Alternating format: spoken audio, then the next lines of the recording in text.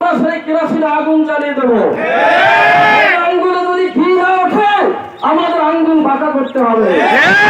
আমরা প্রত্যেকটা স্তরে স্তরে এমনকি যমুনা ভবন পর্যন্ত আমাদের আন্দোলন চলবে। আমাদের এই প্রকল্প পাস না হওয়া পর্যন্ত, আমাদের শরীরে এক ফোঁটা রক্ত থাকা পর্যন্ত আমাদের আন্দোলন চলবে।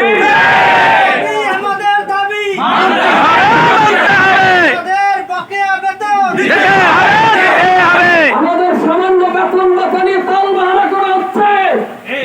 আজকের আমাদের শিক্ষকরা মানুষের জীবন যাপন করছে।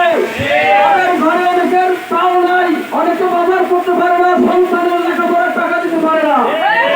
আমরা এই অন্তর্বর্তীকালীন সরকারের কাছে জোর আবেদন জানাই, ঈদুল আজহার পূর্বে আমাদের সকল বেতন ভাতা শিক্ষা দিয়ে তারপর ঈদুল আজহার পূর্বে আমাদের এই প্রকল্প বাস্তবায়ন করে আমাদের দাবিগুলো সব মেনে নিয়ে তারা যেন আমাদের সঠিক একটা প্ল্যান করে দেয়, এই আশাবাদ ব্যক্ত করে আমি বক্তব্য শেষ করছি।